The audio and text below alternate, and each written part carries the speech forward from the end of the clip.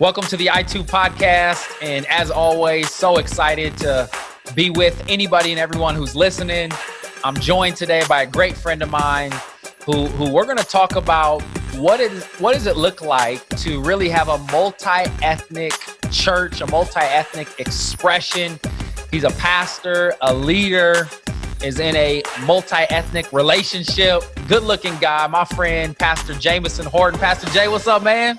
What's up, my man? So good to be with you, my man. Thanks for inviting me to be on with you. Man, I'm so glad that we were able to make this happen. And I'm excited for a couple of reasons. Number one, our passion, just as a podcast, is to see the influence in everyone lead to impact everywhere. Mm-hmm. And we know that in the world we're living in, there's so much racial tension, division. And we believe, and I know you believe, and this is why I'm excited to talk, that the church has to be at the center of change when it comes to just the division that our world is facing. 100%. And I know that's totally your heart. And you're in the middle of doing that with the church that you lead, City Light Benson. I'd love to maybe just talk a little bit about your story, your journey. Okay. And obviously you're a pastor today. You're in a diverse relationship with your beautiful wife, amazing wife. I just have to say, maybe the most likable people that I've ever met in my life. You and your wife, Raquel, amazing. But I'd love to talk about your journey. Yeah. And how'd you get to this space where this was, so much a part of your heart and then a part of the work that you're doing?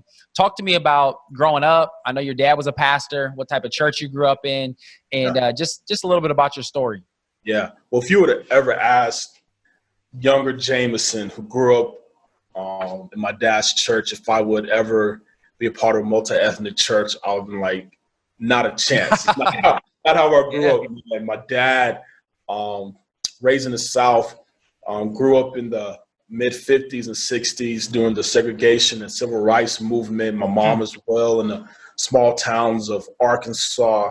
And so my father saw a lot of racial injustice to his family, to himself, and through that kind of build a lot of walls toward white people, for real, for white people, even cops. And so coming out of that, my dad planted a church in Omaha, North Omaha, here in 1990. A little small black church, man. I grew up playing the organ. My brother played the drums. And that was the band. There was no band. It was just me and my brother. Keep it in the family. In the family, man. And it was a beautiful expression. I love what my dad taught me. I loved the passion in worship. My dad would exegete the text like crazy and preach for an hour and a half. So he was studious in the word and studied it. But I grew up church-wide in a black context, but my neighborhood was all white. And so we were 2 or 3 of black families in this neighborhood in Omaha. And so I had to navigate that from church to neighborhood. And then my school, though, was diverse. So I had white friends, black friends, Hispanic friends, but I never invited them or felt even comfortable inviting them ever to my neighborhood or to my church. So I didn't invite my black friends to my neighborhood and invite my white friends to my church. So it's always like this 3 places of Jamison trying to operate and navigate. And so during the days of being my dad, he would say, hey, you can work with white people, go to school with white people, but we don't worship with white people. And so if a white person would have ever came into my father's church, for real, it would be like, you are in the wrong place. Wow. Wrong place. But I grew up wanting to be like my pops, wanting to preach like my pops. I thought I was in the black church. My dad was grooming me to take over his church. And at the time, it was all that I knew, Josh. It was all I knew. But it wasn't until at the age of 18, I found out I was having my son, which caused a little bit of conflict between me and my dad.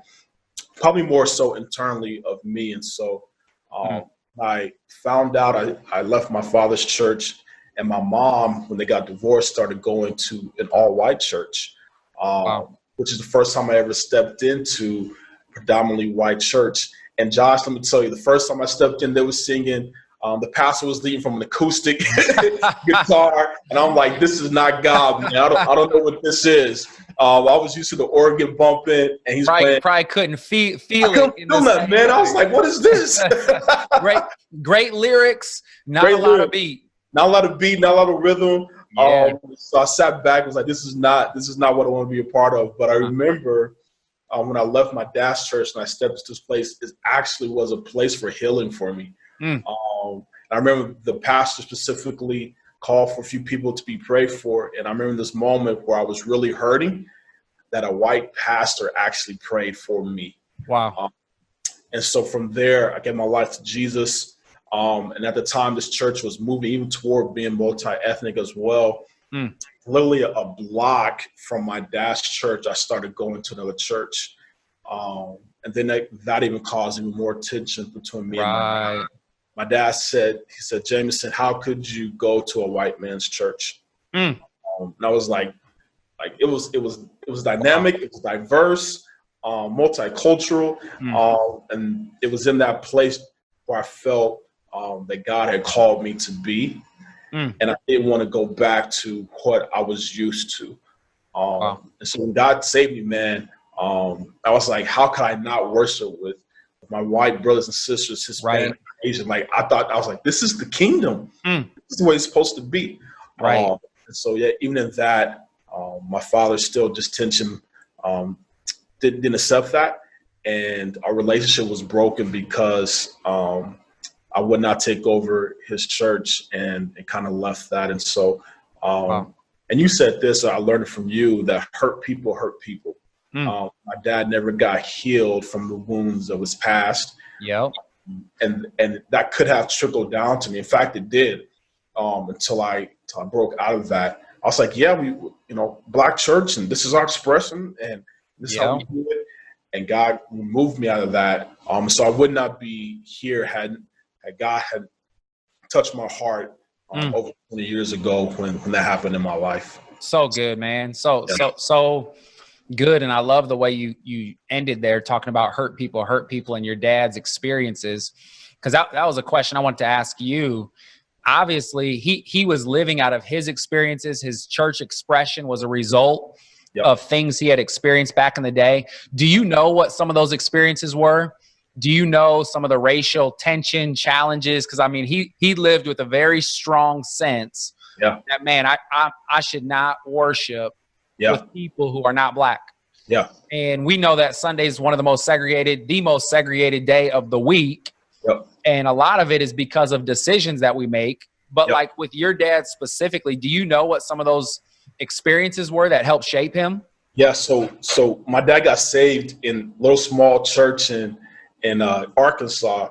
And if you know anything about church history, Black churches really started out of not being able to worship with white people. So they started this out, and that's when community happened. That's where they even received instructions on the next move in the civil rights movement. So this is what my dad was used to and grew up in. And couple that with how white people treated Blacks in his time. You know what I mean? And him seeing his dad get abused by cops. My dad told me a story of him coming home from school on a bus and seeing his dad in the ditch from what the cops did to him, and he had to step the bus and help his dad home for what that did to him. And so he had already disdain from what happened in his life and the trauma, the trauma that comes from that. And so that built up, and he had this way of, you talk about an educated man, talk about a man who came from literally nothing with 13 brothers and sisters. When I say poor, it was the poor of poor. How he came up education-wise and pressed through that and had executive jobs, worked at Mutual of Omaha here. My mom worked at Conagra. So they're working in predominantly white spaces, and yet still the expression of church is like, they don't understand the story. They know what we face. And he oftentimes preached to to Black people because of the struggle that they were facing, the struggle that they were enduring. It spoke to them in a way that they could resonate with them. And so those experiences, man, shaped my dad's view of church and worship. I think that's so huge because I think there is a way we do things based out of tradition and history. And specifically for the Black community, man, there was some real hurt and pain. And for your dad to see your dad get treated by white people in a certain way and to have his own experiences, and the church really was birthed out of being a refuge for the Black community. And so you look at the history, and then even for your parents to work in a predominantly white context, I'm sure there was racial discrimination. They felt like they were always fighting to get ahead. Constantly. Felt like they didn't get the same opportunities that the average white person did. All legitimate reasons for them to live with a certain paradigm.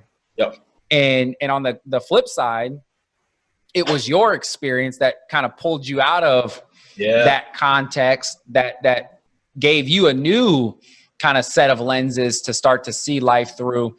But talk about that transition, because I think one of the things in the Black community that is a challenge and that we have to work through is like when you leave the Black church and you head to the multi-ethnic church. Like, I mean, we talk a lot about the white community and there's a lot to talk about there. But in the Black community, when you make that transition, I mean, you are not viewed in a great light. And I know that's a hard transition to make. So talk about that, not just with your dad, but maybe with other relationships, and just how the Black community kind of views the transition from the all Black church to a multi-ethnic or a white person pastor-led church. Yeah. So oftentimes, in my dad's church, just for him being a pastor and in the Black community, like they hold that to a prestige. Status. It's huge. When you the pastor on your name in the Black community, it's huge. They view in a certain way. So even being a pastor's kid, it was viewed in that way. I probably got more pushback, not so much from my friends, but from my dad's friends. And so I remember Black pastors would come and they would talk to my dad, and I would be there, and they'd be like, why are you going to a white man's church? Why are you not back here supporting your dad? Why would you leave this? The community needs you. Why would you do this? And so the pushback and the fight within me was, am I leaving my friends in Black church? Right. Am I disowning what my dad built and did? Can I carry a legacy that my dad was really trying to entrust in me to carry? And so you almost feel, you feel this tension of, man, I loved it, but I know there's more, but I love it. I love the expression. I love the people. I love what it embodied. But man, I feel like God's called me to do so much more. And then now you're viewed as a sellout. You're viewed as, man, you don't really love our community. So you join they say the enemy. Now you're part of the enemy and the problem, not the solution. Right. And so all this eternal wrestling within my heart was big, man. And I left what I grew up loving, Josh. Right. I left growing up what I loved. You talk about just a family, the music, the expression, the love, the community. Like I left it. It's the first one, and it was hard. It was very hard because now it almost felt, Josh, when I left, I had to learn a new language. Right. When I went into a multi-ethnic church at the time, even led by white, it was a different language and style of preaching and teaching, and people, like it was a whole different language I had to navigate through.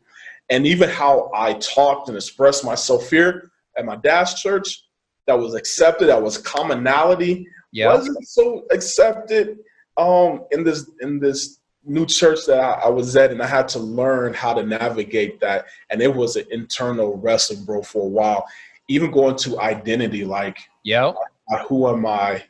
How do I fit in now into this new context? It wasn't what I was used to.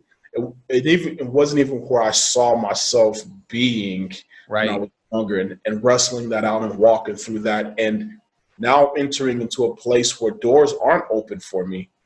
I'm walking to a place where I had to start from zero and to show that I was qualified to be a part and to lead.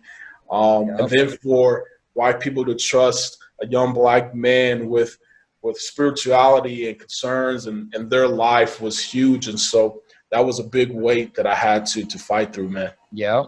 No, that's so good. And I think statistics show even today, many of the multi-ethnic churches are led by white leaders. Yep. And so even though you were entering into this kind of ideally multi-ethnic environment, it was really a white-led environment. Yep. And I think Brian Lawrence in his book, Insider Outsider, talks about white evangelicalism. Yep. And so even though you felt like God was doing something different in you, you enter this environment that's really white-led, white-shaped in terms of the theology, the strategy, the language that's being kind of shared, communicated.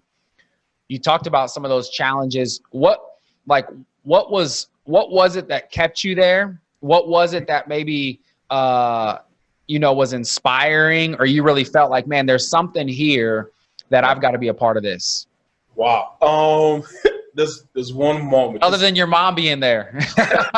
Mom was there. There was a moment, Josh, where I still don't know why I was upset, but so there we had Sundays and we had Wednesday Bible study. I remember showing up and I was mad at white people. Something happened in that day. I still don't know what happened in my life then, but I just know I showed up really angry. And the youth pastor was white, and he was one of my good friends then. And I remember having to show up and still worship Jesus, and I'm mad at white people. And I remember I walked off. He ran and talked to him, said, "Hey, what's going on?" Blah, blah, blah. And I was like, "Bro, like I don't want to talk right now." I said, "No, let's talk it out." And so I was like, "I'm mad at white people. I don't know. I was really frustrated." And it was at that time he spoke. He said, "Jamison, what you're angry at right now, that's what God's going to use you to help others in the future." And I was like, I didn't want that. I was like, that ain't what I'm trying to hear in this moment. Right. But then it became a calling, like, okay, what I'm facing right now, I wonder if God is calling me to live this out through my frustrations, through my anger. I wonder if God wants to use it. And then I just knew from that point, like, I'm called to this.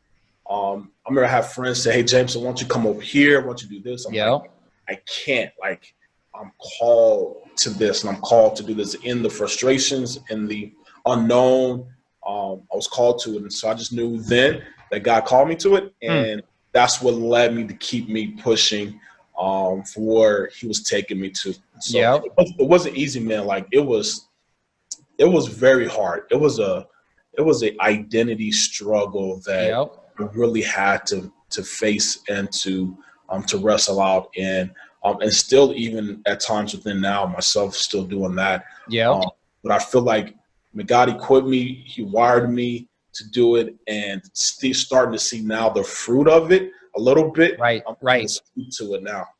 Well, one thing I'm interested in, we haven't really talked about this, but I think about my own story, and just like, it's almost like the whole code switching / figuring out who you are. And so you go from this all black environment where you feel comfortable. I mean, you could play the keys like nobody's business. You can play the drums, the beats. Like, I mean, that's what you grew up in. Then you go to an all white church. You have to learn their language, their rhythms, their culture. Like, did you try to emulate and imitate what they were doing to try to connect and lead? That's one question. But then we got a chance to work together for a little while, and we're trying to build a multi-ethnic church at Bridge and diverse. And I feel like I remember a season where, you were reading the new Jim Crow. Like, it was like you were wrestling with all these things too. And again, I'm speaking kind of from my own experience, but it's like you're in these environments, you're trying to be who these environments say you should be, but then you're also wrestling with who you really are and like what that looks like. I don't know, man. Like speaking to that, I don't know what that journey looked like for you, but it seemed like there was even a turning point when we were working together where it was like, man, I identify with this, but there's something in me too. Yeah. Like I can't lose the roots of who I am. Yeah. There was a place, and Rich talked about it inside and outside. He put language to it. Yep. That I had divorced the Black church. Yep. So I said, I got to a place where I feel like I know more and I'm better. The church is bigger, and now I feel like I'm more influenced. Yeah. Now let me go back and try to save the Black church. Let me go tell my dad what he did wrong. Let me tell him how they're not doing this, this, and this. So actually the battle was leaving the Black church and trying to embrace this new culture. Yep. But in this new culture was never speaking to any of the issues my dad ever spoke to. We weren't helping the families that my dad helped. We weren't walking in shoes. I remember my dad took me to one of the worst areas in Omaha at the time, and we're delivering food and meals, and most of the churches came from the hardship of innocent of North Carolina. So, but that was never happening right here. And so although it's popping right here, like I'm torn with helping this, and that was an issue. And then how do I speak to that in a majority white culture that really has no clue or context of what's going on? And then you're considered all this, they consider the angry Black man, right? Which I had to wrestle with, and making sure my face didn't look mad, make sure my posture didn't look angry and all that kind of stuff. So I'm wrestling with that. And then when I came over even to Bridge, it was a new style. It was a new expression. It was beautiful, but it was a new expression. And then how do I give voice to what's happening in me? I still remember the first message I showed you. And it was it was at a table, and I'm trying to wrestle with how do I bridge the Black church, and how do I create the heart for God? How can I be me even in it? It took a while, and it was a journey. Yeah. But I finally got to this place, Josh, was probably this year, a little bit of this year, and I'll talk to you about the transition to CLB, but finally saying, man, God, I want to be how you created me to be. Yes. And I believe you actually brought me through the Black church for a reason. Yes. And it's beautiful. And it was amazing. And there's things in there that I love that God bring that into bridging into where you have me now. And so I actually celebrate it now than condemn it. Yes. So, bro, so good. Because I think of my own story, which is similar. Now, I would say, growing up and living and being in the inner city, trying to build a church, but then going to conferences that are majority led by white people. Mm-hmm. And again, nothing wrong, but the success stories, the leaders, the books I was reading, like all had a bent to them. And you go, and I would try to take that, and I would try to model it and learn from it and use it. And after years, it was like, man, this is not translating the same that it would in another context. Yeah. And even the diversity of leaders that we had on our team, I remember just thinking like, man, for so long, I tried to mold people into a certain communication style or a certain leadership style based on what I was learning, which was from a predominantly white culture. Sure. Yep. And not fully understanding or embracing the diversity of experiences and cultures. And that was probably a couple of years ago. And part of it was my own journey too, and being like, man, I'm not Black. I'm not white. Wow. I'm this mixed dude that I like this and I like this and I like to teach, but man, I like to experience some things. And so like my own journey of really saying, God, who have you created me to be? That's it. Yeah. And becoming more comfortable in that. And that's exactly what I hear you saying too. But I do think because some of the dominant voices of success have been pictured a certain way, it's like, man, you try to latch onto those. Instead of taking all the experiences, and instead of, I think, the Black church and the white church saying, man, there's beautiful things from both sides. Yeah. And how do we marry those? That's it. And really, that's what you're trying to do now. I mean, you joined a church I don't know how long ago it's been now, but you joined a church. Yeah. And I mean, it was a church that was a certain culture, and you come in and you're trying to shift some of that culture, and they intentionally wanted to see change happen with you. Yep. Tell us about how that journey and experience has been.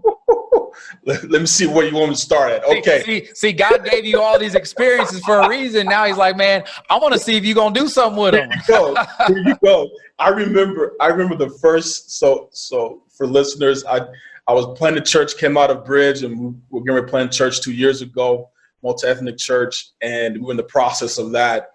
And where I'm at now, city like Benson, predominantly white church, probably 95% at the time. And the church dynamics was changing. The co-lead pastor had left, and they wanted to reflect their community right here. And somehow I showed up at a worship space for leaders and got to know some of the City Light people, and got invited to come preach here.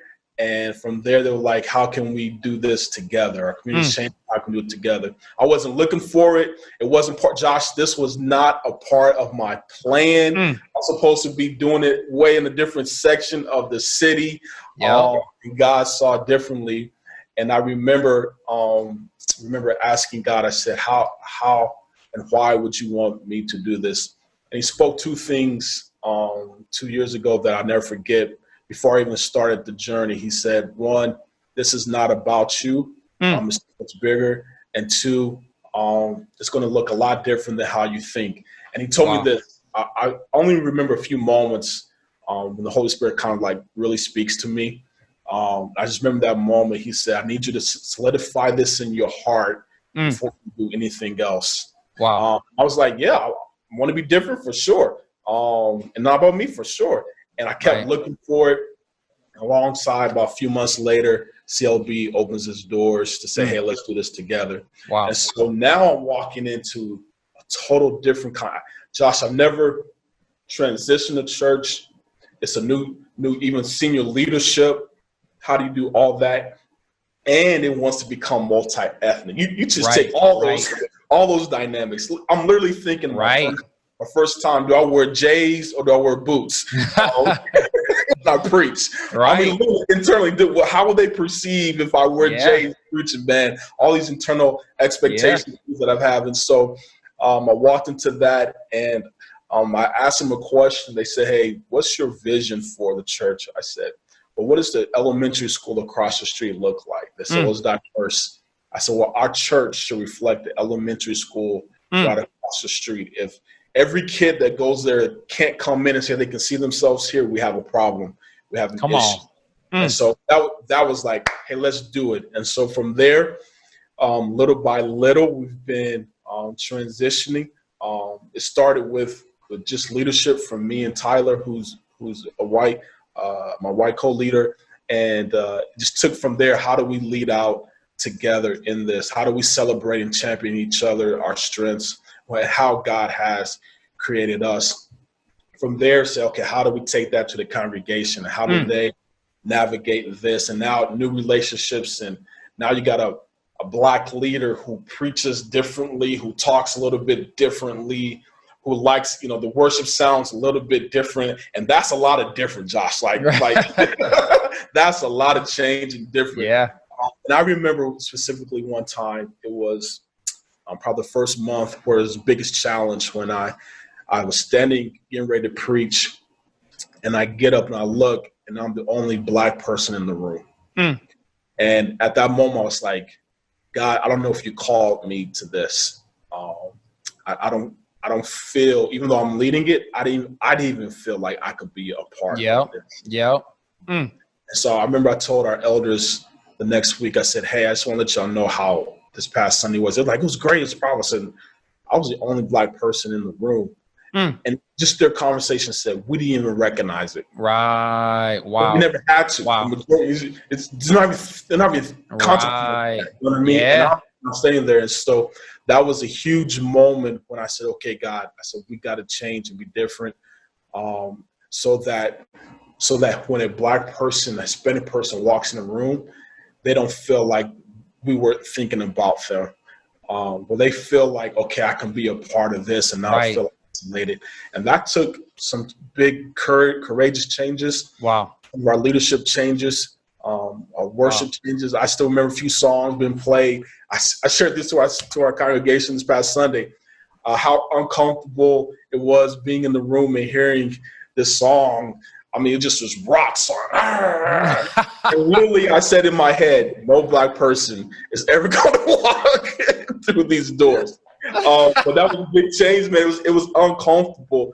But I believe when we step into those uncomfortable places, man, God does the most change in our lives and in us. And we've been navigating that. And it had to start with the leadership with us before it has trickled down to our congregation. So it's been a huge transition, man. Isn't it so interesting that there's an entire congregation that couldn't and didn't see what you saw? You were one person. Yep. There's an entire congregation there, but you're the only one who recognized the lack of diversity in that space. And I think that seems to be the narrative at so many churches and so many organizations. We can only see what we're conditioned to see. Yep. And most of us are conditioned to see consistent with what we know. Yep. And so as a result, churches are segregated, businesses are segregated, and businesses, it seems like, are doing a much better job of bringing in voices and eyes to help them recognize what they can't see. Oh, yeah. Because they recognize that their business is dependent on diversity, on engaging people from different sectors. And you've got to, if you want to have more business, man, you better represent more people. 100%. But churches seem like for so long we can get away with a certain demographic because, man, it the bills are paid and people are showing up, and it may or may not represent the broader community, but man, we've got people showing up. And so it's all right. It's easier. It's right. It's easier. We've created in the Western church churches where I can go to a specific genre and I can reach a specific group that look just like me, who I know is going to, when church people think about playing a church, it's not in the inner city of cities. It's to the suburb areas where look like them, talk like them, act like them, think like them, live like them. Right. And so it's still the number one in church growth is through word of mouth. My sanctuary reflects the people that are sitting at my table. And so they're still looking just like me. And I'm not inviting anybody different. And so, and I don't even have to, right? Because where I work at, I'm the majority. Where I live at, I'm the majority. Where I play at, I'm the majority. So I'm inviting the same people to my church. We have done a disservice when it comes to discipleship, because we say, hey, this is what discipleship looks like, and it's incomplete because we're discipling people who look just like us, coming to our own play, and never step foot into any other area where other people who are feeling the hurt, who are feeling injustice, who are being left out, voiceless, never have to step foot into that and feel the hurt because here I am isolated to my own place. And so church have actually perpetuated segregation more than any other place. Talk about that. Talk about when it comes to making disciples, God's calling. You know, this isn't just a good thing that Jamison feels like we should be doing, or Josh or others. Because I think sometimes it's like, well, as a pastor, a leader, even just as a church attender, well, I don't know if that's my calling. I don't know if that's what I'm called to engage in. I mean, what do you say to the average Christ follower and leader who's saying, man, how important is this? The heart of the gospel is diversity. Like it is throughout the time, God is bringing people, and even through the New Testament, Jesus showed this, and I showed this before, when he says Samaritan lives matter. It's the first place where he's taken his disciples, and like, we don't go that way. We don't talk to Samaritans. They're lower than us. And Jesus says, no, I'm going to show you what this looks like. I'm not going to bring you into a classroom and talk about it. I'm going to take you with me and show you. And oftentimes we've relegated discipleship as, let me just teach you more and never put you in place, because they haven't stepped into those places as leaders, right? So I can only teach you what I know, what I've experienced. And so Jesus showed them that. Even Paul told Peter, recognize his racial heart that he had. They had a side conversation in Galatians. Paul says to Peter, he said, I had to publicly tell Peter his racism because behind closed doors, Peter and Paul are talking about the great news of Jesus, what he's done, the reconciliation. And then Peter then goes and having a conversation with the Jews, and he's celebrating them. And then when the Gentiles walked in, he's hanging with Gentiles. When the Jews walked in, he disowns the Gentiles. And Paul publicly says, no, that's racism. That's not what Jesus came to do. I'm going to point this out to you. And so the heart of the gospel was bringing Jews and Gentiles, race, free and slave, male and female, bringing them into reconciliation so that we can worship Jesus together. Paul didn't know anything about homogeneous churches, bro. Right.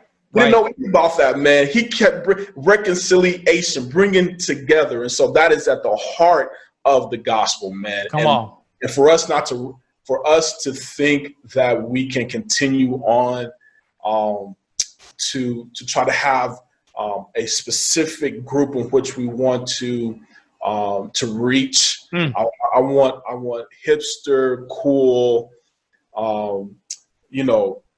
Republican, suburban area, because the conversation goes, well, they need Jesus too. Yes, but you have to disciple them other than where you have them at. And so my heart really aches, and my heart really, I feel like God's heart really aches is when that is not happening, when the church should be leading the way in reconciliation, when the church should be leading the way in diversity, when the church should be leading the way in how do we love one another, so when we socially, economically, when we don't have the same experience, but yet we come together in a place of worship. We have not done that. And now that's why you think why people want to come to church, because we haven't been demonstrating it. Right. No, I couldn't agree more. And, we talked about it earlier, but the church was God's vehicle to demonstrate reconciliation and restoration and inclusion. And it's not just a call for some, it's the heart of God. Heart of God. And if we can't do it, nobody can do it. Who else is going to do it? Who else is going to do it? We should be leading. Right. The world should be coming to us. How are you guys doing this? Come teach us how you guys are doing it. But they don't, because we have it. Right. And that is a huge issue where I feel like we have to get better at, have to get into. And my heart is, man, I pray that when church planters, when pastors are thinking through it is, our first thing has to be diversity. Our first thing to go after is the heart of God. And if we're not, then we're missing the gospel. I think about questions that I hear and exercises that church planters do, and they put together their ideal person that they want to attract or that they want to go after. Literally there's a question. It's like, who is your ideal customer? And is that an exercise or a question that should be asked? What's the right question that should be asked when it comes to going to plant a church, or when it comes to just understanding where God's calling you to be? I heard one pastor, mega church pastor, one of the questions that they ask when they go plant a church is, where is it going to be the most financially stable? Is that a question that we should be asking when we go to plant a church? Yeah, I've been to one of those assessments, Josh. I was there, man, when I was getting ready, and they kept pushing Jamison. Who do you want to reach? No, you got to narrow your target. Who do you want to reach? I had this. I'm like, I want to reach lost people in every sector. Like, I don't want to be a church for the rich. I want to be the church for those who are hurting, those who are lost.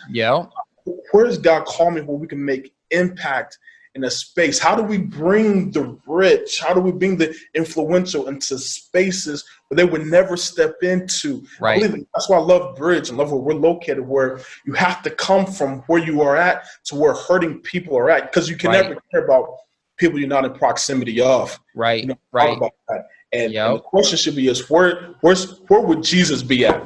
Where would Jesus plant a church at? Go there. Come on. Come Go on. there. You know what I mean? And I feel that's like too hard, man. That's hard, man. That's where the challenges are. People never come to that. Why, and it's like, no, where would Jesus go? And go there. And we've done a disservice, which is why things have continued to perpetuate in the church sector, because we've narrowed down to what's comfortable. Right. What's your dream church, right? It's like, here's your dream church, or I want a group of people with this specific sound and this specific look, and I want this happening. I want aesthetically my church to look like this and this and this. And we all have, if I were to tell you my dream church, I'll tell you what it will look like, be and all that kind of stuff. But then the thing is, when I follow Jesus, it's not about my dream church, it's about his dream church. Wow. And that's the difference. And we never ask what Jesus' dream church is. It's always our dream church. Wow. Come on, man. That's the word right there. That one just came. So. Hey, that's the word right there. We're always asking, what is my dream church?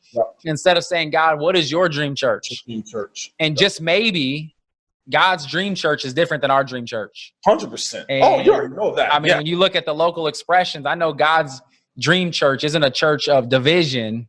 It's a church of diversity. And so we can start with some of those practicalities. So, whether it's a pastor, a leader, a church member, what are some practical things we can do to move towards being a part of building multi-ethnic expressions? Yeah. I mean, what are either things you've done, or how do you help coach, teach, encourage people? Well, I always say just the beginning is you got to start with your heart. Like, what's your heart? Has God changed your heart? Because until then, it'll never be authentic. It'll always be something you're trying to strive to do. And it'll never come from a place of genuine change and transformation. So I always start with, man, God, keep changing my heart for your heart. Where is that at? And then when you process that out, here's my next steps, and step into places where things are already happening, where I can step into and learn. Like, if my first thing was who's doing it and how can I learn, where I'm not the most knowledgeable in. So places I divide and bridge, a place with churches where they're actually doing it, where I can step into, is huge. And then your next thing is, who am I learning from? So if I'm only learning from a specific genre, now I got to change my learning pattern. Black people that I can learn from, who's some Black pastors and leaders, communicators, business people who I can learn from. And then now I start that process, and I start taking my leadership through that. Whoever your leadership, we start learning together. We start stepping into some things together, which then trickles down to staff and then trickles down to congregation. And you got to ask yourself this question when you start doing this: am I willing to pay the cost for the transition? Wow. Because the cost, and that's the biggest hindrance to people not transitioning and moving, is because it comes at a cost. And it comes at people, and you've seen it now, it comes at people leaving. Where people say, hey, if you start talking this way, you start moving this direction, I'm going to stop giving. I'm going to stop coming. Me and my big giving family, we're going to stop. And so you got to be saying, I'm willing to pay the cost because I believe in it that much. And if you're willing to do that, God starts opening up doors, and people start coming in and start being a part. When you start saying, when everyone can feel a little uncomfortable sometime doing this service, then we're doing good. If only one group of people is only feeling comfortable, then we haven't hit the marker. And so we have to keep leaning in. How do we feel uncomfortable in this section of church? And so those are big pivotal moments, man. Starting with the heart, my heart. God, keep changing it, that it reflects who you are. And then let me as a leader take those steps and change it myself, because I can never lead people into places I've never been. And doing that genuinely and building relationships, I tell you, watch the change happen. And then you start becoming, you start being reflecting God's nature. And then it starts changing communities, it starts changing cities, it starts changing areas. Man, you start saying, oh my goodness, because what we gain is far more than what we lose. And if a few people are willing to leave and walk away because you know the heart of God, that's okay, because who God brings, but oh my gosh, I did not see that happen. And it's so beautiful, man. It is so beautiful. And I believe if we believe that and lean into that, God does amazing things. So come on. Yeah, so good, bro. I love that you start with the change that happens in all of us. Yep. It has to become personal before we can start leading out and being a part of the change. And your life is such a testament to that, just the way God has changed you, the position you're in today, and how God is using you to build a multi-ethnic expression, to speak into other churches, work with other organizations. I know, you're doing a little coaching and encouraging with leaders right now, and going to be doing more of that in the future. I mean, I just know there are going to be pastors, leaders, and also just lay people who would say, man, I want to be coached. I want to learn. I want to grow in this. Yeah. How can they connect with you? How can they follow you? How can they learn from some of the things that you guys have been doing? Yeah, so I'm working on, man, it's exciting. I was hesitant to start it just because of probably just fear, of anything. But I really feel that within my heart that there are churches who really want to be multi-ethnic. They really want to step into place. They just don't know how, or they don't have someone to really talk out. Here's how we are. Here's where we really are at. Right. Here's what I'm really feeling. But how do I lead this into being healed and whole and becoming what God wants us to do? So I'm working on that. This is called C2 Leadership, where it's going to be coming out here in 2021. Putting together some assessments with that and some resources, and then some consulting and coaching for that. So right now, just follow me, Jamison I Am, right now on Instagram, and be on the lookout in the next couple of months on C2 Leadership, man. So it's happening. Come on, man. C2 Leadership.